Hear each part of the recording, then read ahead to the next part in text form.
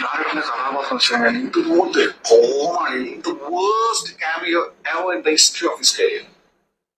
അദ്ദേഹത്തിന്റെ ഫിലിമോഗ്രാഫിയിൽ ഇത്രയും അവരാളം പിടിച്ചൊരു ക്യാരക്ടറും അത് അത്രയും കോമാളിത്തരം കണ്ണൂരിലേ കണ്ടത് ഉറപ്പായി.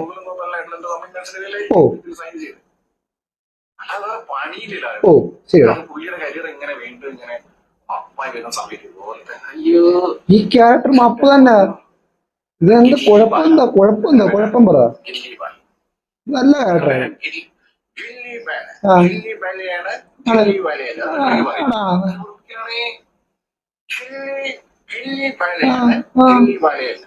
ഇവന്റെ പടം ഉള്ള കാര്യം പറയാം ഗൈസ്. ഇതിനകത്ത് മോഹൻലാൽ അഭിനയിച്ച ക്യാരക്ടർ അടിപൊളിയാണ്. ശരിയാ, വിഗിന്റെ കാര്യത്തിൽ ഒരു പോരായ്മയുണ്ട്.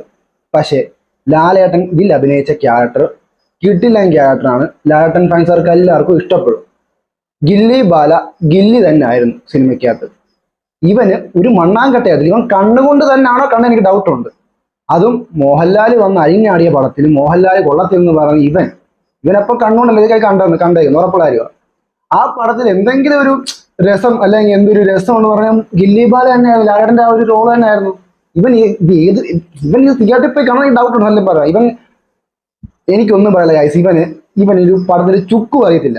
നോ ലോജിക് എന്ന് പറഞ്ഞുള്ള പടത്തിന് പോയി കണ്ടിട്ട് ഇവൻ ലോജിക് ഉണ്ടാക്കാൻ പോയി കഴിഞ്ഞാൽ ഇവൻ ചിലപ്പോൾ ഇങ്ങനെ തോന്നും, നീ ഇപ്പൊ ഈ പടം ഒന്ന് കാണും. മോഹൻലാൽ അഴിഞ്ഞാടി ഞാൻ പറഞ്ഞില്ല, മോഹൻലാലിന്റെ കുറെ നാൾ ശേഷം ഒരു മാസ് മസാല പടം ഇന്ന് കാണുമെന്ന് ആഗ്രഹിച്ചപ്പോ വന്നൊരു ടോളാണ്. ഈ ചുമ്മാ അല്ല മലയാളത്തിൽ മാസ് മസാല പടം ഇറങ്ങാത്തത്. ഇവന്മാര് പറയുമ്പോൾ അത് പൊട്ടിക്കും മോഹൻലാൽ കണ്ടോ. എപ്പോഴും ഒരാളിങ്ങനെ കുടുംബ ഫാമിലി സ്റ്റാർ അറിയോ എന്തെങ്കിലും ഒരു ഇത് വേണ്ടേ മലയാള ഇൻഡസ്ട്രിയിൽ. അതാണ് മലയാള ഇൻഡസ്ട്രിക്ക് ഇത് പിടിക്കാത്തതുള്ള കാര്യം പറയാം. ഇതുപോലത്തെ ഒരു പടം ഇറങ്ങുമ്പോൾ കൈ പൊട്ടിച്ചു കൊടുക്കുക. ഞാൻ ഒരാളെ സപ്പോർട്ട് ദിലീപേണ്ട സപ്പോർട്ടൊന്നുമല്ല. പക്ഷെ ഞാൻ കട്ട ലാലേട്ടൻ ഫാൻ, എനിക്ക് ഇഷ്ടപ്പെട്ടു പടം. അതുകൊണ്ട് ഞാൻ പറഞ്ഞ ഗില്ലി ബാല തകർത്തു മോനെ അശ്വിൻ ഗോക്കെ.